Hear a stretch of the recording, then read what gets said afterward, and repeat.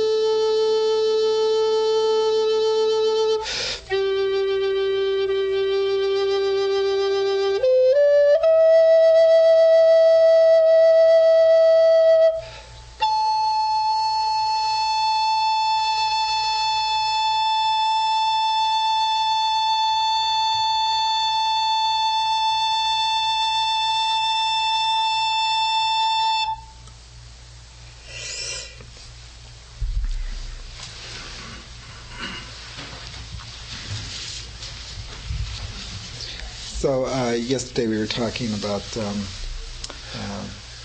words and sutra, and I just have one further comment to make about the peculiar relationship that human beings seem to have with words before going on to the topic for this morning.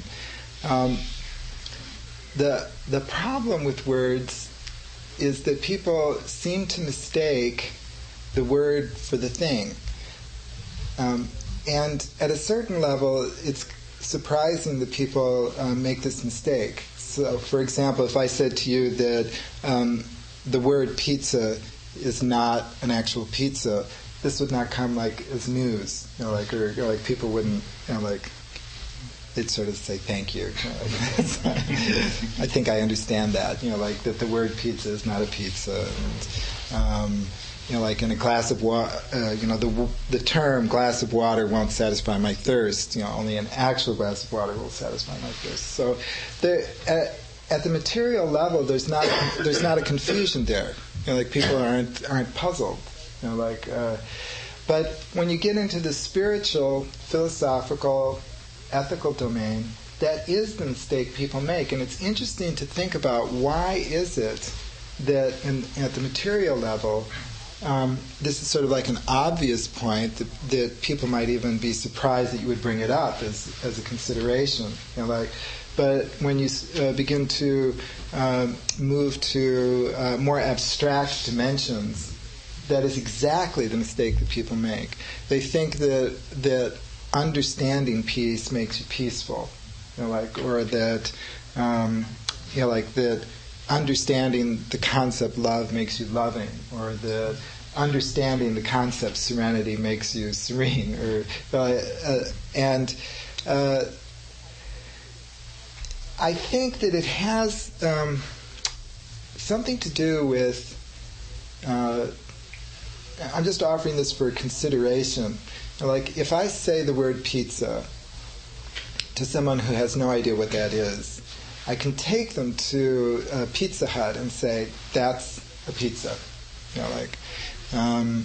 They might even say, oh, could you show me what you're talking about?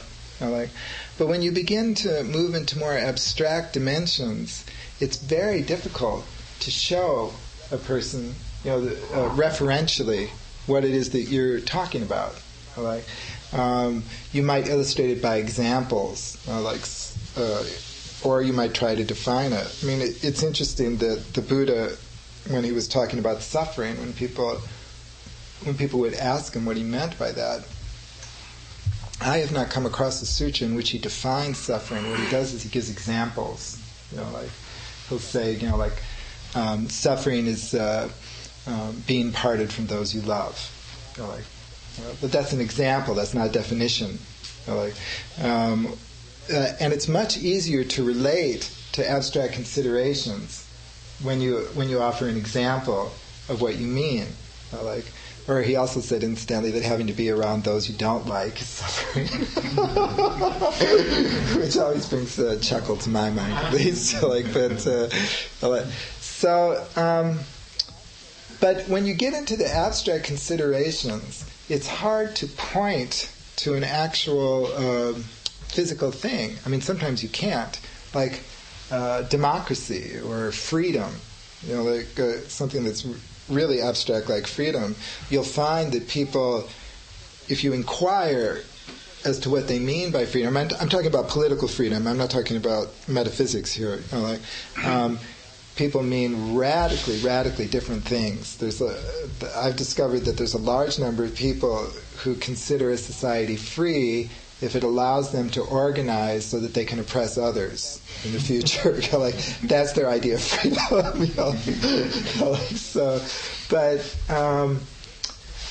But what's interesting is that in the material dimension, the mind is given a reference in which it can discriminate between that object and the rest of existence. So this is a pizza, everything else is non-pizza. That's how the discriminative consciousness works. But in the more abstract realms, if you can't point to something, that object that habit of discrimination, the only thing it can latch onto is the idea itself. So you're not able to point to anything, but the habit of wanting to discriminate, of wanting to be able to grasp something is still there. And so what the mind does is it grasps onto the only thing that is available, and that's the idea. And is satisfied with that, because ideas are objects of perception. They're objects of mental perception, but they are objects of perception nevertheless. So the mind feels satisfied with that because it's been satisfied with pieces and houses and cars and dogs. And that's been okay. So all of a sudden, when you say, well, no, that doesn't work in this. The habit of the mind is sort of like, well, what do you mean it doesn't work? It works when it works with everything else. In terms of mental habit, there's this force which wants to discriminate and isolate. And so I believe that is at least part of the mechanism that's at work. And why it's so difficult for people to comprehend that in the spiritual domain or the philosophical domain, the map is not the territory. Whereas in the material domain, if you tell them the map is not the territory, it's like, well, duh. So, yeah. And then there comes a place when a person is really able to teach well. A Dharma teacher actually does invoke the reality behind their words. Mm-hmm.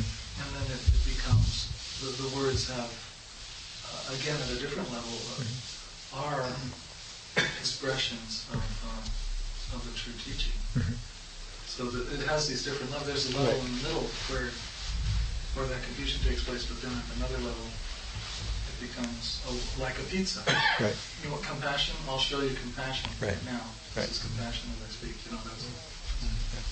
It's I've come to view the Buddha's approach to teaching from reading the sutras as very very skillful. The example I used was suffering, but that's not the only example. His tendency is to illustrate an abstraction with an example. Commentators on the sutras are heavily into definition, and that sort of thing. But in the sutras themselves, it's more like sometimes the stories are fantastical or mythological, but often they're very ordinary. And what I've learned from that is that in communicating to other people, you can approach people through trying to explain difficult ideas or ideas that are unclear.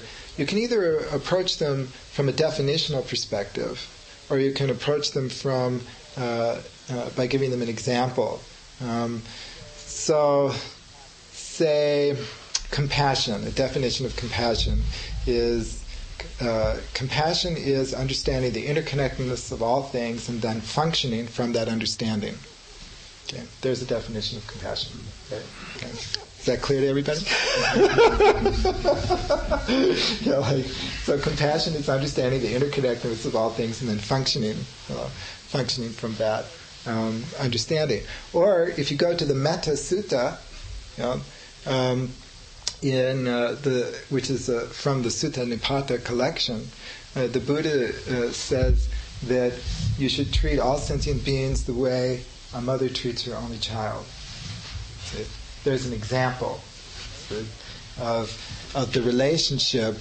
If you treat all sentient beings as if they were your only child, that is functioning from the connectedness of all things. But isn't that clearer like the definition I gave, compassion is the interconnectedness of all things and functioning from that understanding. But I can't recall the Buddha having said that. I believe I'm quoting. I can't remember who I'm quoting. but the other approach of illustrating your meaning by giving an example, is more of a heart-to-heart connection. It's clearer for people. They seem to be able. People seem to be able to understand the meaning. So in discussing the Dharma, a good example is I'm thinking of is Thich Nhat Hanh's commentary on the Heart Sutra is filled with illustrations of what emptiness means. They're very comprehensible. So, for an example, when he's trying to distinguish between emptiness and nothingness, and if you read some Tibetan philosophical texts, this goes on for many pages. This kind of distinction. Nhat Hanh's approach was to take a glass, right? And there's no liquid in the glass. So you might say that the glass is empty, meaning that and then you might mean further that there's nothing in it. But what he points out is that it's not true that there's nothing in the glass. The reason you say there's nothing in the glass is because there's no liquid in the glass, right? But there is air in the glass. So it's not that there's nothing in the glass. It's that what the glass has a function for is not present. So it's a very clear illustration of making a distinction between nothingness and emptiness, or it's a much more graspable or more accessible.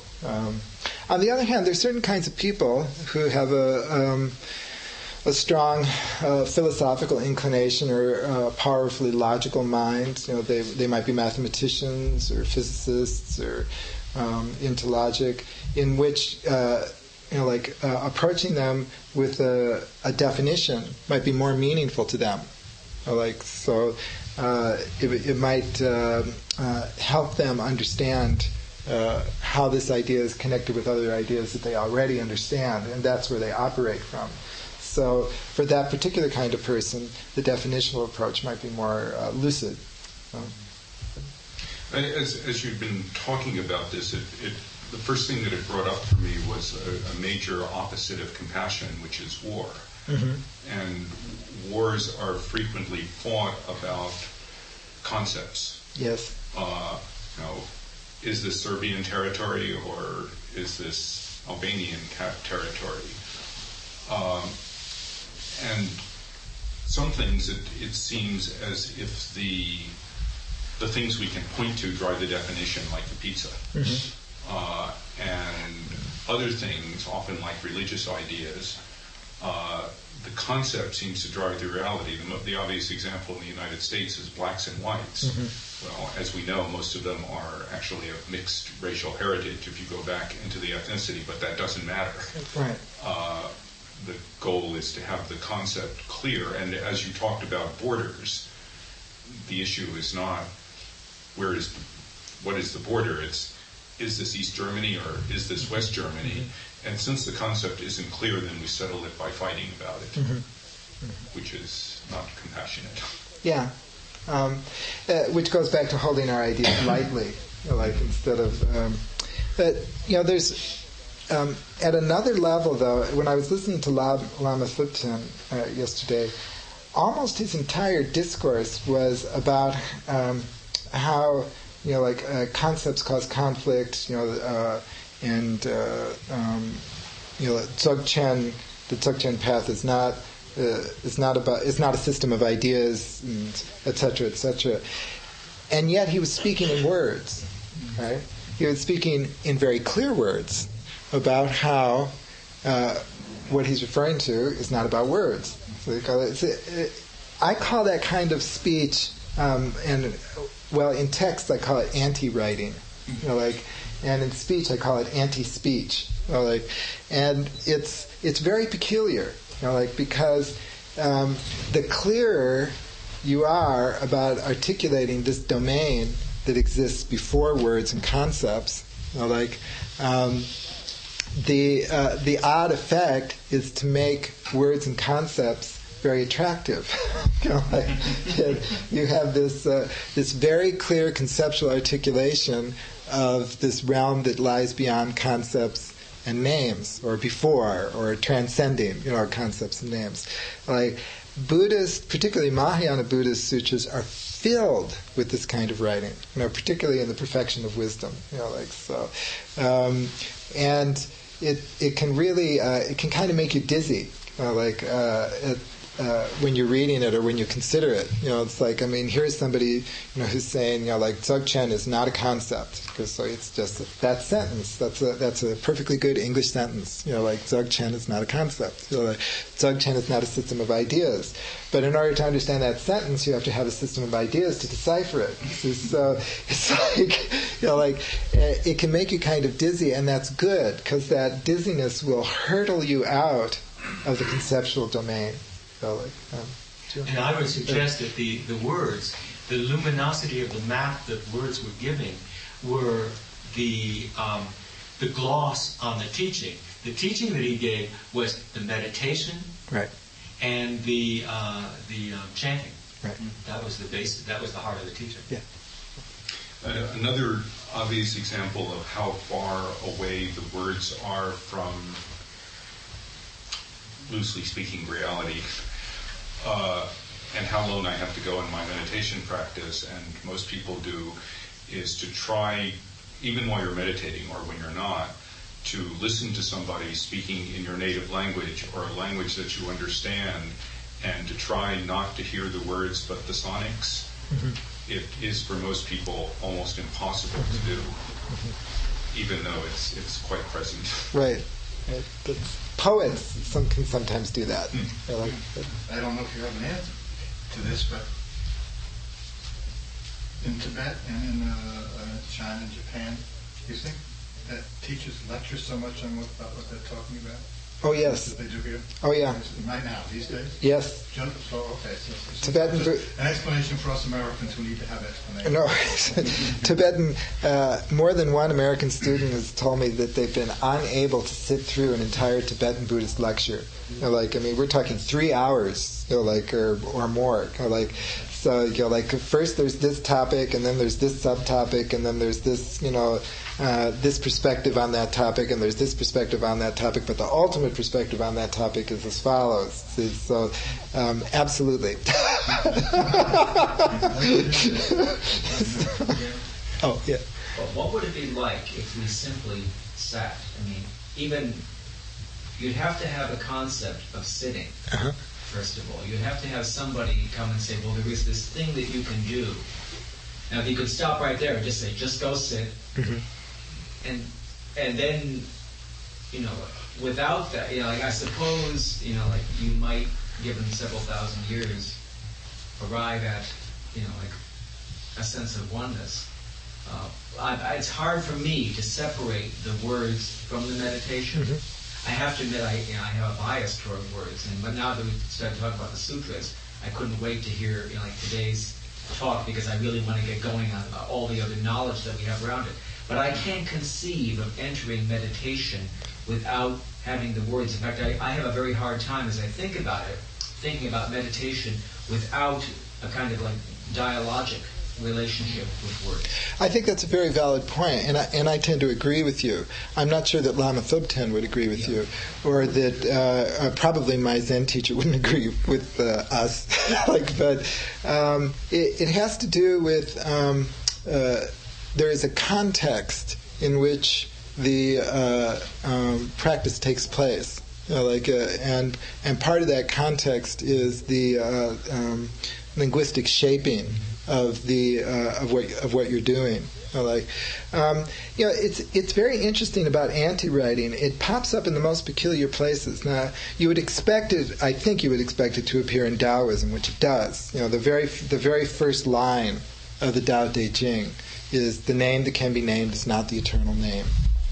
The way that can be named is not the eternal way." So, that's an example, a very clear example of what I call anti-writing. Here he is, he's writing the sentence, Like the name that can be named is not the eternal name. But it also appears in very unlikely places, like in Plato's dialogue, Phaedrus. Toward the end, there's a long, extended critique of writing. Like where, and the myth that is generated, which gives Socrates an excuse to go into this, is the Egyptian god Thoth gave Egypt many gifts, like agriculture, geometry, this, that, and the other. And I can't remember. I guess it's Phaedrus speaking to Socrates, goes into this, and then he says, but the greatest gift was writing. Like the greatest gift was writing. And Socrates' answer says, no, that was not the greatest gift. You are mistaken. And Phaedrus says, well, writing was the gift of wisdom. And Socrates' answer says, no, you are wrong. It is not. Writing does not give the gift of wisdom. Writing gives the gift of memory. But it does not make one wise. It allows people to remember, or I think he meant like cultures to remember. But it doesn't make you grant you access to wisdom. What's intriguing about that kind of passage is that you wouldn't expect it in the dialogues of Plato, because he was the literary master of Western culture par excellence, and here all of a sudden is this digression about how far words can take you. But what's interesting about that is a verbal context in which the practice takes place. Like the anti-writing itself is forms a context around which nonverbal meditation happens. So there is a dialectical relationship. In a sense, you could say they're not mutually exclusive. They mutually generate each other, because without that kind of indication that there's this nonverbal realm of wisdom, what would be the point of entering into that kind of meditation? That's very useful information. In which to form a context for one's practice. Is that responding to your question? Yeah, I think the most interesting body of literature around this issue is the records of the koans. Mm-hmm. Because I've studied them and I love them, because you take for granted that this was a moment in which a teacher and a student met, heart to heart, eye to eye, and the student became enlightened and became a master. Mm-hmm. And so that moment is pregnant. Mm-hmm. And the things that they say, the question that's asked and the response is inevitably somewhere in a poetical, mystical realm that doesn't, meet this way. It meets in some dimension, pushing a student into a new realm of understanding. So they're excellent to see what went on in that spark between the question and the answer, and that short interchange. And I think they demonstrate better than anything how language is used in this context to promote enlightenment, rather than for their own. Words are not just to comment on other words. That's useless. But if words can be used to wake somebody up, that. It's like human beings. It's human karma to dwell in this sixth realm. Like this conceptual realm. The karma is interesting in the sense that human beings do not assume that the visual realm is all of existence. And they don't assume that the aural realm is all of existence. But the conceptual realm impinges on all the other realms and tends to displace, our relationship to existence. it's a problem that every spirituality has to address at some point. How far do you go? I say every spirituality. I mean, actually, religions that are attached to form, like Lama Thubten was talking about yesterday. Like that. Some religions want you to adopt a particular form and a particular list of do's and don'ts. They would have no problem with words. Then anti-writing would not come up in that context. If somebody did in that context produce a text with anti-writing, it would probably be a heresy. So there's a recognition that the way human beings use words generates a lot of suffering, in this world, But once again, what I'd like to communicate is that it seems to me that the problem is the clinging to the words, which takes us back to the Four Noble Truths, and particularly the second noble truth, that the cause of suffering is clinging. The clinging to words isn't different from the clinging to other realms of experience. The practice of non-clinging frees us from being trapped by words, but it also frees us from being trapped by the idea that there is a fixed, essential reality. Words seem to have a capacity among human beings for generating that idea that there is some kind of fixed, eternally abiding form. And that exists at various levels. For some people it will be ethical principles, eternally valid ethical principles. They might be Confucian principles, they might be Christian principles, they might be Buddhist principles. But if you believe that those ethical principles are fixed, non-contextual, then you will suffer, and you will probably cause others to suffer as well. Jim, could I just leave a slight footnote here, which it's agreeing with what you're saying, but Nagarjuna has a very cogent remark here, I think.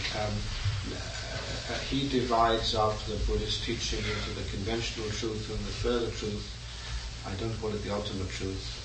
The conventional truth would be like the Four Noble Truths. The further truth would be that the Four Noble Truths are empty or don't exist, as the Heart Sutra puts it. And then he says, without reliance, without the further truth, enlightenment is not attained, or nirvana is not attained, which I think we'd all agree. You have to do that. But without reliance on the conventional truth, the further truth is not taught. Mm-hmm.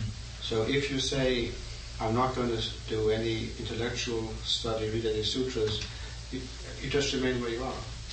Yeah, thank you. I really appreciate that, because opening up to what I call it the both andness, the both and of that situation.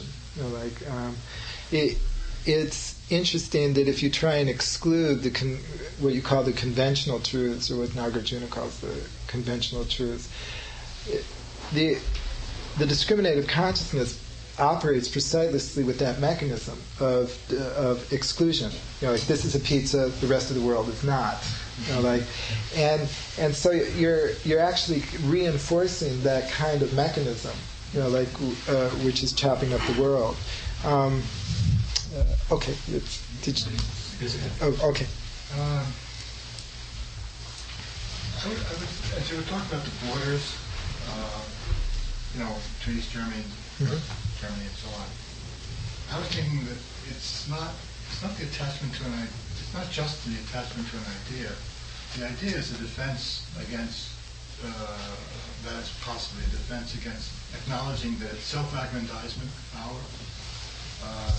other issues which are there, and the words are protecting and providing maybe a hiding place, or not necessarily even a hiding place from what what one really wants. When I think about the individual, the words, we want something, we may be protecting ourselves with the words from acknowledging it. We're really trying to serve ourselves in something we really want to have and keep and not give up. But it isn't the words that we're doing. It's something, it can often be something more material, or it can be an idea about ourselves that we very deeply cherish, that we want to have. And it's, so that the clean needs to be defined to me in terms of, of the context of the politics of the time when you're using that kind of analogy, and a little bit in terms of ego psychology, in terms of individuals. I just don't see it in terms of the words are what I'm adhering to. No, I'm adhering to something a lot more that I don't want to give up, and I think that's a general, practice. I think that's go deep into the inside of the history of it. I think that's valid. The Buddhist analysis about suffering is that everybody is suffering except for Buddhas and Bodhisattvas. Everybody is suffering, and the people's motivation in their activity is to free themselves from suffering. That's what they're trying to do. Then their behavior is comprehensible under this analysis because they believe that what they're doing will cushion them or relieve them or prevent suffering. So people pursue wealth because they believe that by being wealthy they will lessen their suffering, or they may believe that the suffering will be completely eliminated, and that's why they do it. Now the Buddhist analysis will say that that's incorrect, but that's the motivation. Right.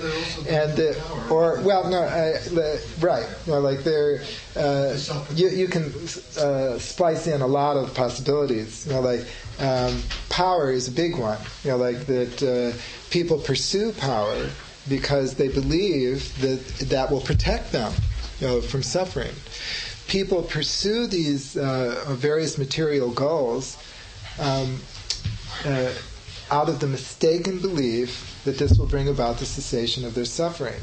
The reason it does not bring about the cessation of suffering is impermanence. People do not understand impermanence. It really is that simple, but I'm putting simple in quotes because, I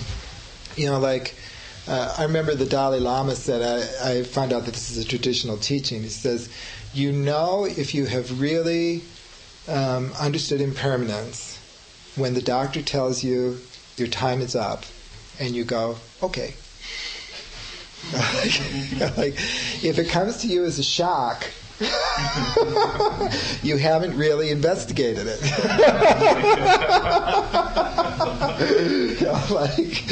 It shouldn't come as a shock. That doesn't mean you can't be sad about it. Or have the wish that gosh, I wish there were 10 more years or something like that. Those things naturally arise. It's the specific thing Buddhism is looking for is that sense of what? How could that happen? So the in terms of Buddhist understanding, people know that they are suffering. So the borders between countries are erected in the belief that if those borders disappear, we will suffer.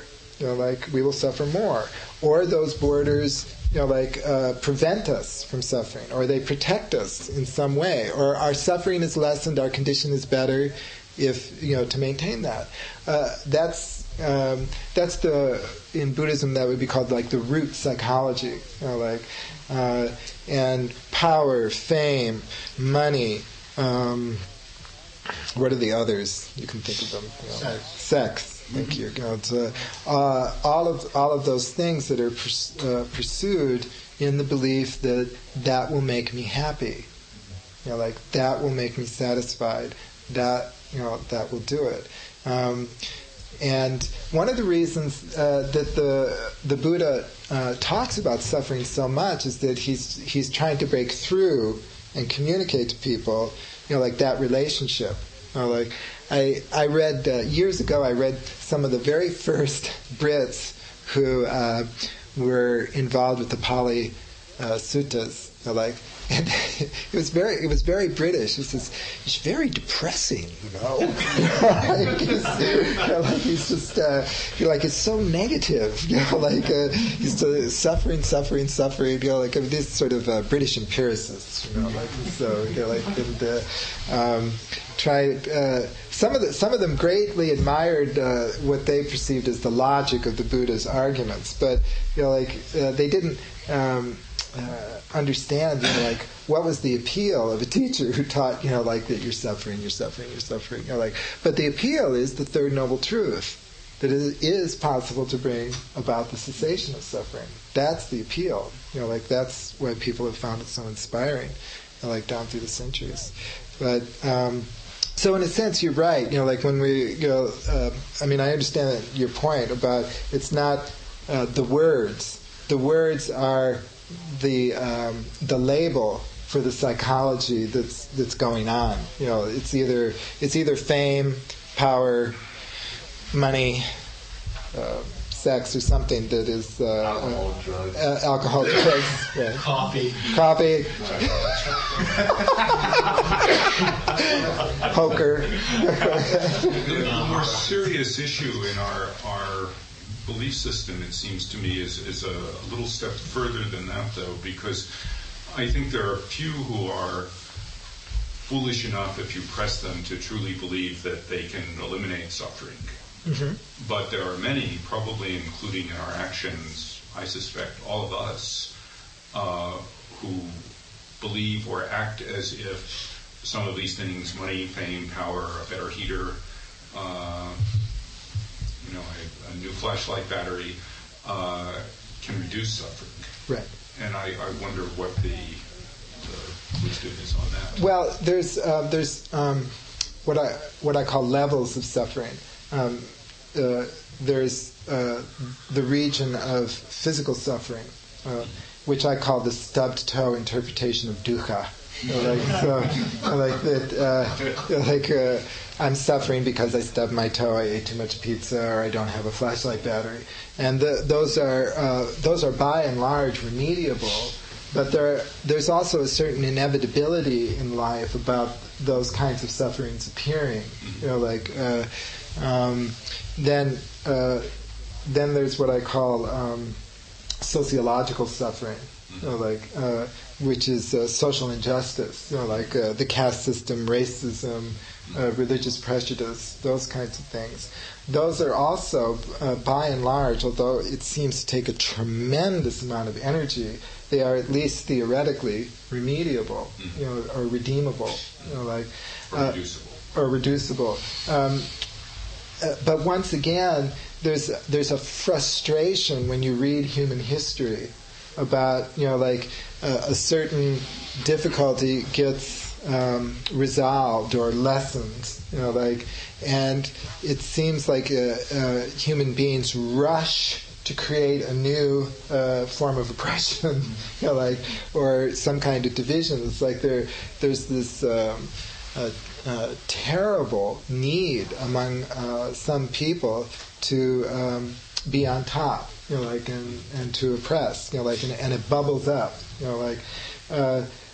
one of the answers that Buddhists give about the relationship between their teaching and society is exactly that argument, that if you really want to bring about an ultimate end to sociological suffering, then people have to understand the nature of suffering. People have to understand its origin, and how to bring it about. Otherwise, what happens is that it gets reconfigured, or dredged up from centuries past when people thought it had all been forgotten. So it seems to me that ultimately I'm not sure, but that the debate is not so much between the Western concept of progress and moving closer to the ideal, not reaching it, but moving towards it, and an Eastern idea that that's not possible. Because even Buddhism, as I understand it, the goal on this plane is the reduction of suffering. So it's another kind of progress. I would agree. I think that's a very interesting point. I'm not sure that traditional Buddhists would agree with that, but I think it's at least compatible with Buddhism.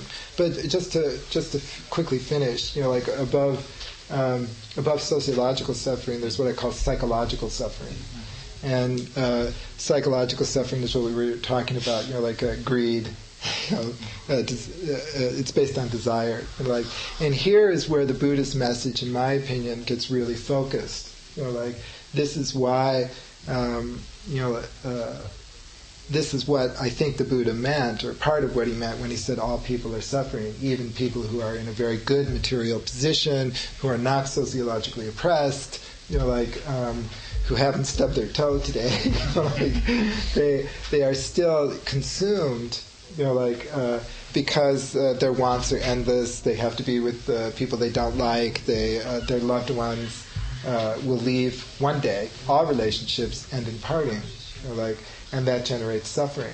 I mean, there's many famous stories we all know about very wealthy people who lead extremely unhappy lives. And I think that's true. That's not just although, I like to say sometimes that I'm really tired in the newspaper of reading about the sufferings of the extremely wealthy. But on the other hand, there's a truth there. And then above that is what I call existential suffering. And existential suffering is based on the big questions. I like to say that in the monotheistic tradition, existential suffering is generated by how could an all-loving God have done this? I can easily imagine a slightly better arrangement. And there's whole treatises in the monotheistic tradition, saying, well, no, actually there isn't any possible better arrangement. This is the best possible arrangement. I think it's called theodicy, but that's been an ongoing thorn in monotheism. How is this possible? Given that God is all loving and not malicious, how did this happen? In Buddhism, you see that kind of existential question is, it's like Lama Thubten, when he was talking about everybody's already Buddha. Well, if everybody's already Buddha, how come everybody is so, how come everybody's fighting and and being what? Fucked up. Yeah, right. That doesn't seem to mesh. That doesn't seem to really if you try and figure it out logically, and so Buddhist writers do a lot of equivalent kinds of somersaults, trying to reconcile the idea that all sentient beings have Buddha nature, but they're not exactly behaving the way you would expect Buddhists to behave. But a lot of people are propelled in the spiritual quest through that sense of existential suffering, that there's something wrong with the world. A sense of imbalance, or that modern existentialist writers in the 19th and 20th centuries very articulate about this point, very clear, Kierkegaard, Sartre, Karl Jaspers, if you bring death into the picture, and particularly if you're an atheist existentialist, then you're left with this meaningless world, and this, what's the point? And in a sense, you can see the Buddha's story itself as awakening to that existential question. There he was, he was going to inherit political power. It's it was a minor kingdom. I mean, it wasn't like becoming emperor of Rome, but nevertheless, it was a good job. It was secure, and what arose in his heart and his mind is, what is the point of this?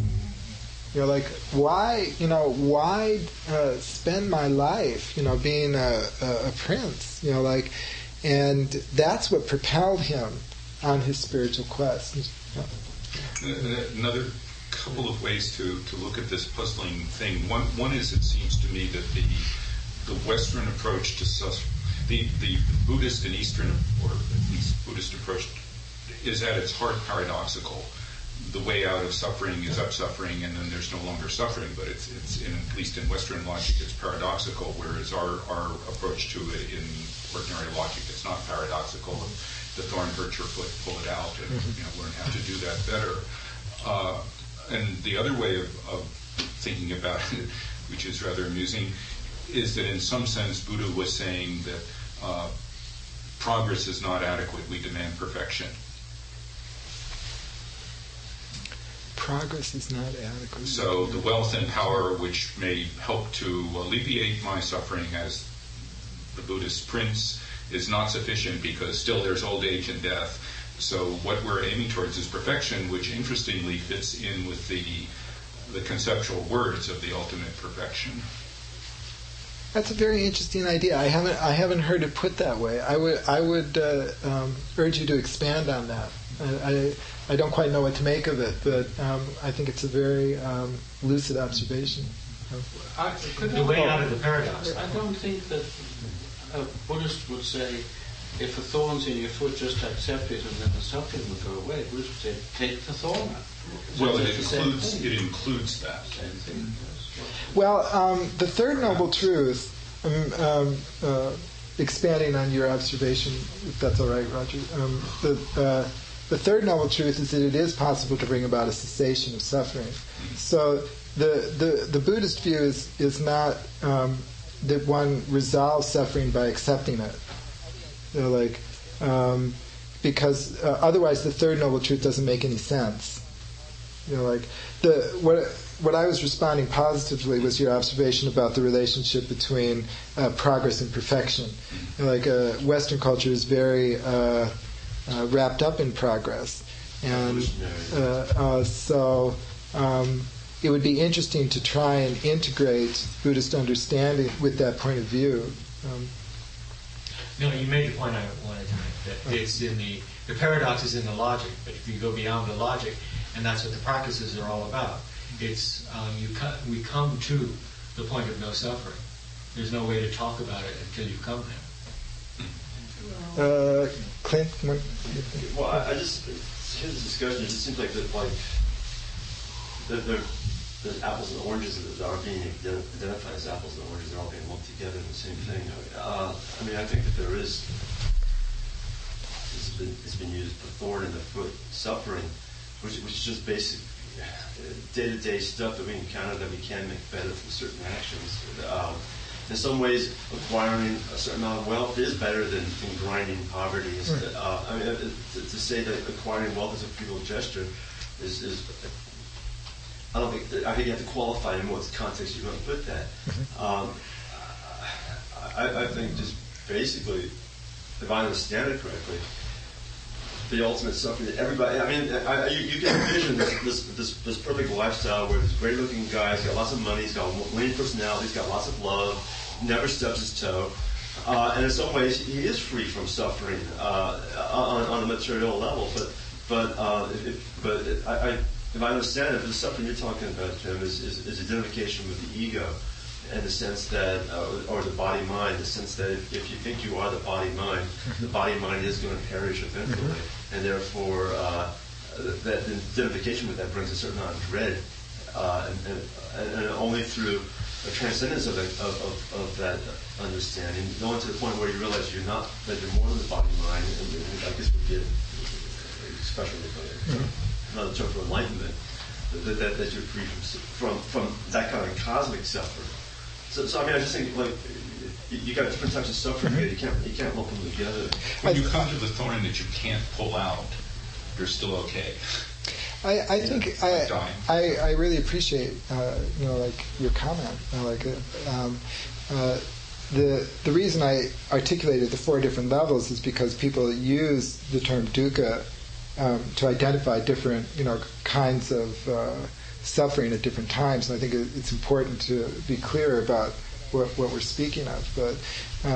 But I agree with you, like that. This ability to see through that kind of identification. I like to use examples of, like you said, envision, like some guy, has a lot of money, he has a job he loves,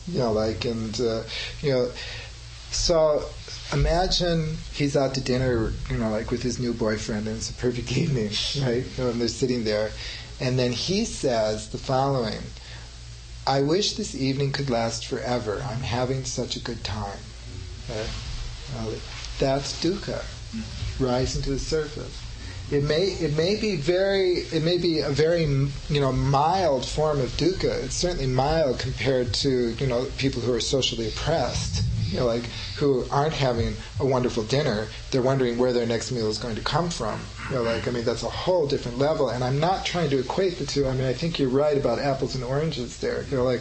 But that is an awareness of impermanence.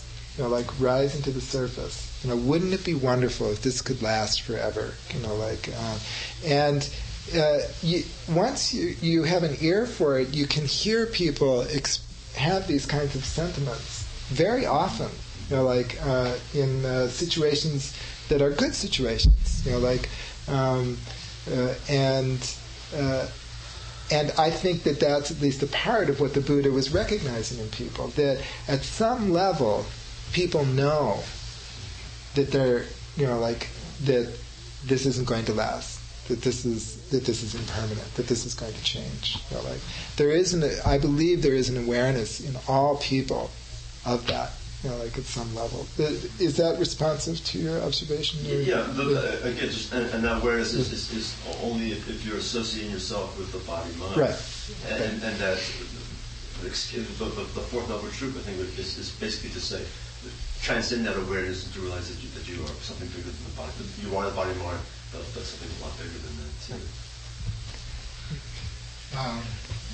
My personal experience with becoming aware of my clinging, that was the deepest for me, was living in a community, living in a yoga community and a Zen community. I had more things brought to my attention about things to which I was attached than any other time in my life. Status in the world, things that I didn't really think about. But it's just a very, it's a way that brought home to me a lot of very subtle things that I really didn't see. Attachment to family, all kinds of things. Thank you. One more. Are we running late? A little bit. Okay, 2 more questions.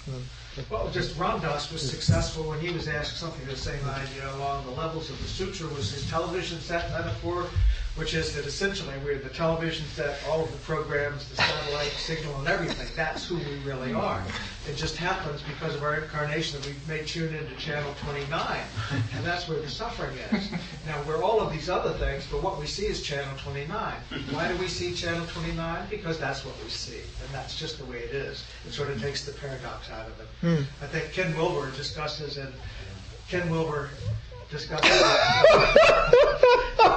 terms of evolution and involution, this big circle going up and coming down, and going up and coming down, and then different levels of consciousness. He says approximately the same thing, that what happens is what happens because that's what happens. It's just these different levels, and that's the way it is. There's no paradox about it, and it makes sense if you're just willing to accept, well, that's the way it is. Well, that in Buddhism is called cultivating equanimity. Right? And equanimity is a wisdom which can be cultivated and expanded. I used the sound of a bell last night to give an example of equanimity that is spontaneously appears among people. If you start from that experience, it is possible to cultivate that relationship to the world, so that it does eventually encompass, every manifestation and appearance. So,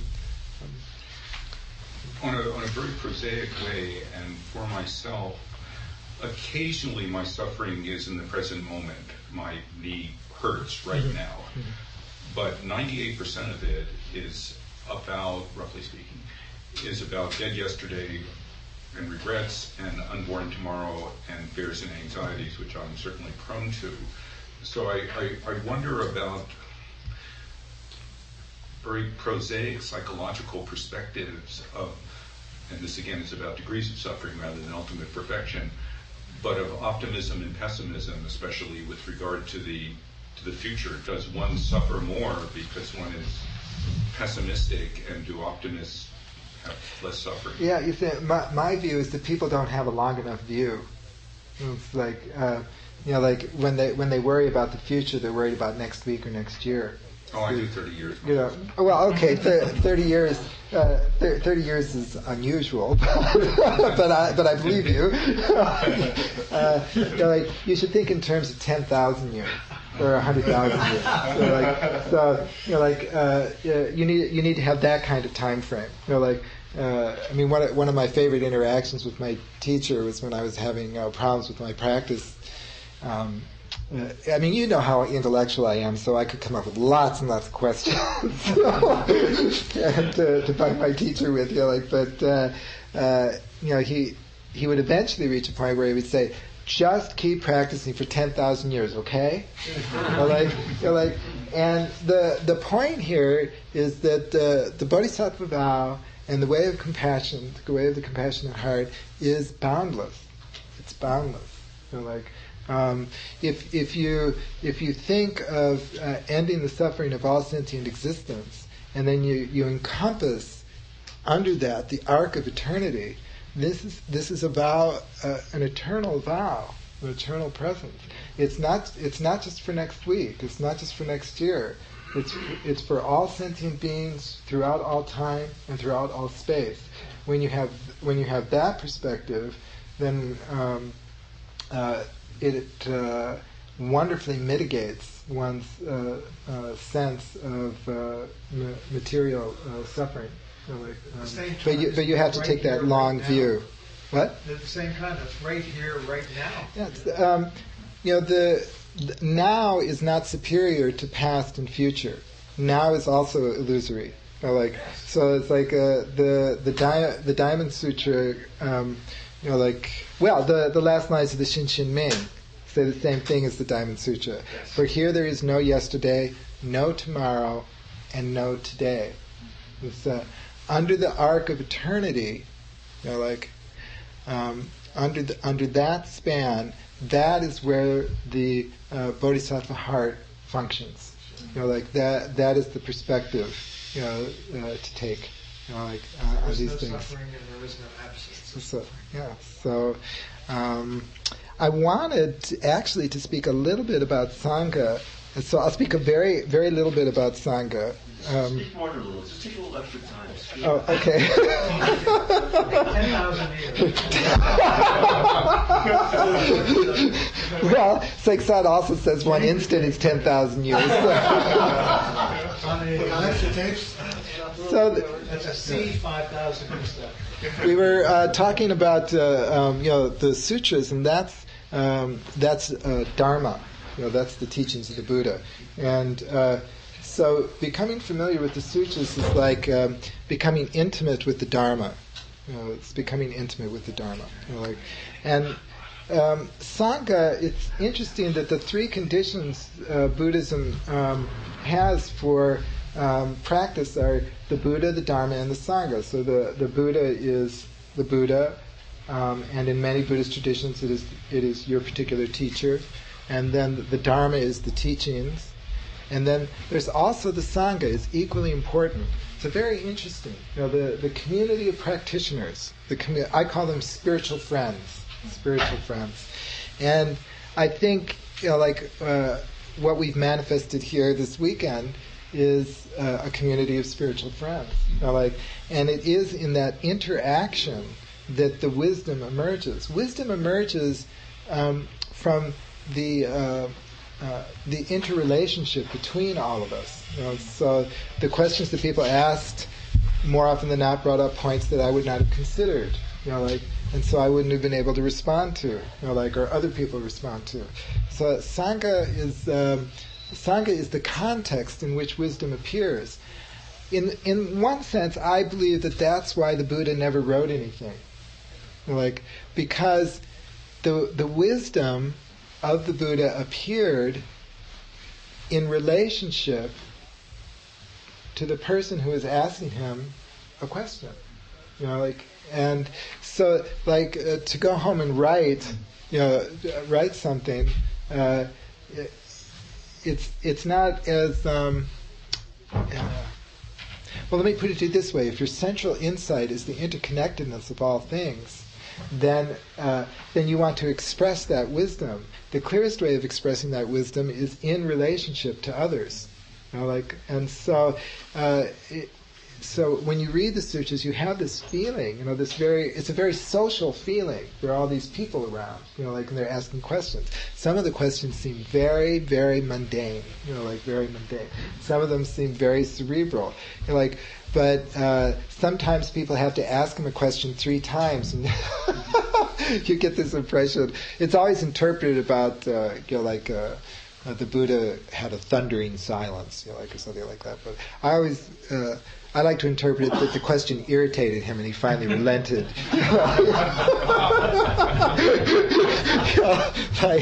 But this is the Sangha. It's the context in which wisdom arises. Part of the importance of Sangha is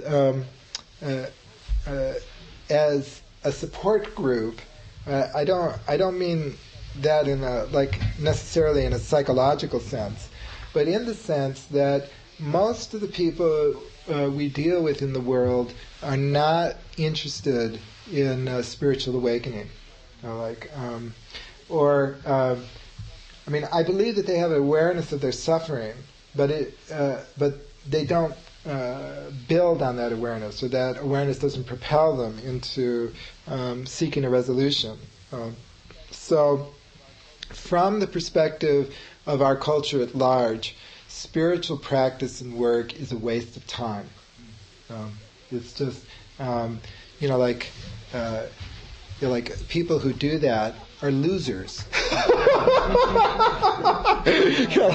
Losers in the it's like I've said several times, if I ran for political office and I listed, I was a Zen monk for 6 years, I don't know, I don't think it would, a few votes, but I think I would lose more votes over it than it's not going to give me a promotion at work, and it's a waste of time. From a strictly materialist perspective, it makes no sense. So in the culture at large, you're sort of surrounded by that kind of message. And one of the things Sangha does is that, it allows you to check in. Oh yeah, like these other people, that's.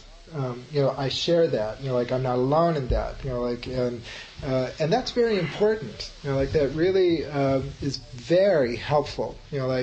I've communicated by letter with a number of people who have tried to practice in isolation. Either there's no Buddhist community around, or they weren't aware that there is a community around, and invariably I write to them. I said, I say, what you really need to do is find a community to practice with, and I say, even if you can't find a Buddhist community, a spiritual community of some sort, is very, very important, because a lot of these feelings that are generated, other people will say, "Oh yeah, I feel that way too," or "Oh yeah," and that recognition decreases one's sense of isolation, so. The other thing I've discovered in Sangha is guidance, and not just from the teacher, but from the community, from the Sangha.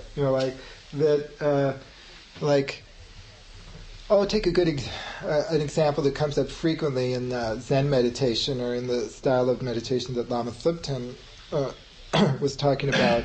I mentioned it briefly last night, but the fact that the intellect does not understand the effect of meditation until it becomes, terribly obvious, is often interpreted by the intellect as what I call a dry spell.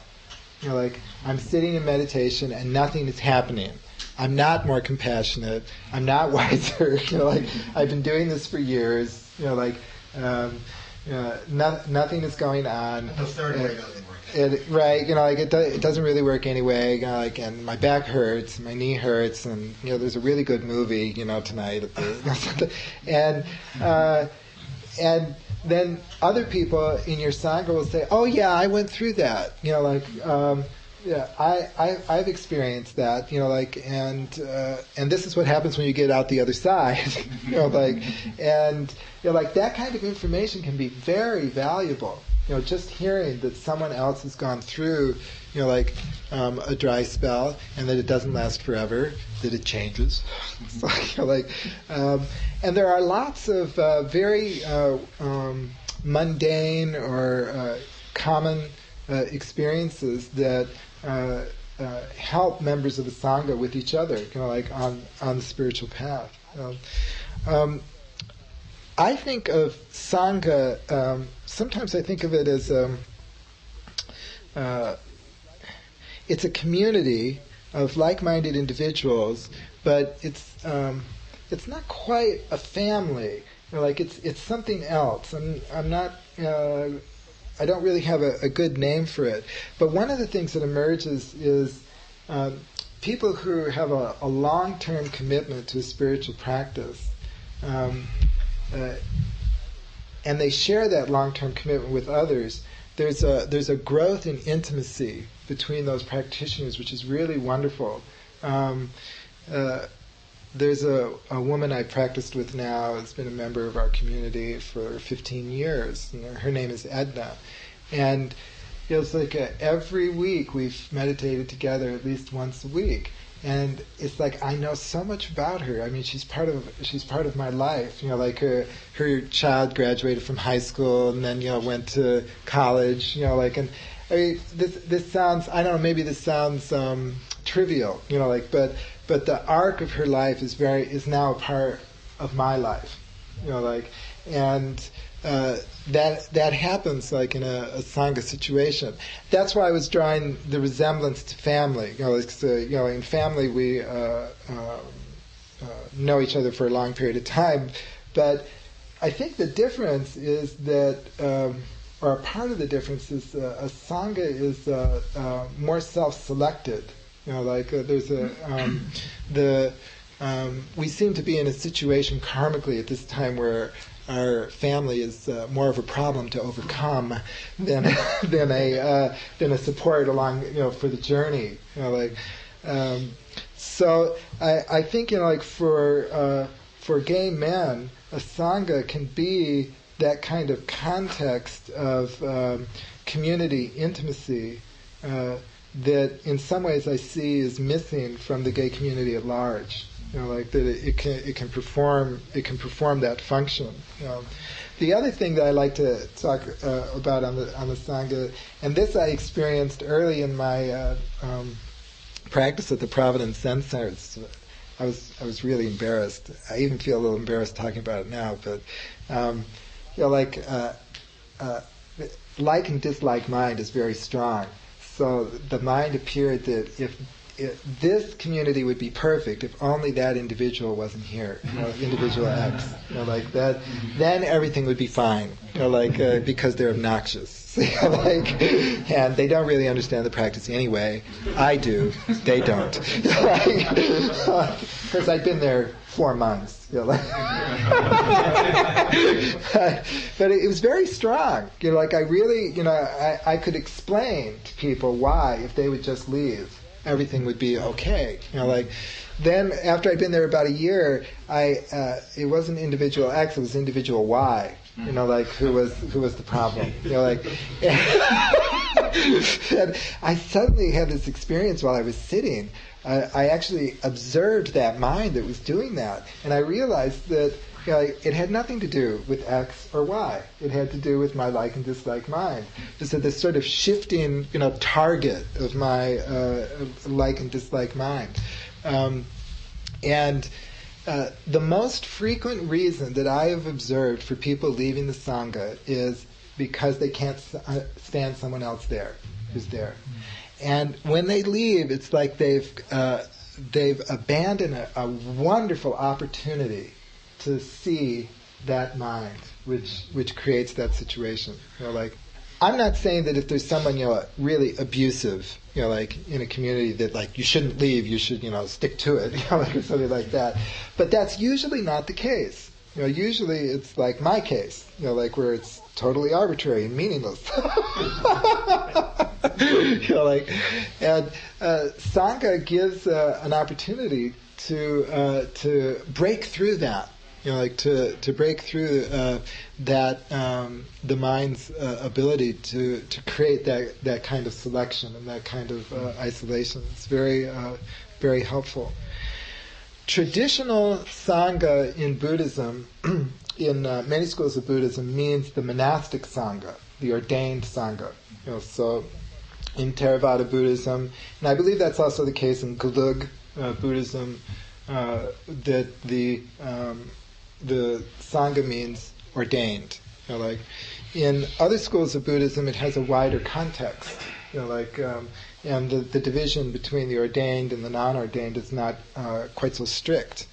And it seems to me that one of the things that's happening in the West is a kind of reforming or rethinking of what Sangha means. And so in my meditation groups up in Sonoma, after the meditation, so we have very small groups. We go around the group, and every individual has a chance to share how their practice is going. The subject is the practice. It's not like movie reviews or something like that. So if people don't have anything to say, that's fine. That kind of sharing is not what I observed, in as a Sangha practice in Korea and Japan. But it's the kind of thing that I have tended to observe in various groups here in the West. And I think that it's that reformulating of what Sangha means and how our spiritual friends can help each other on this path to awakening. I think that's very exciting. What's happening right now. It's very fluid. How much authority does the teacher have? How much authority does the Sangha have?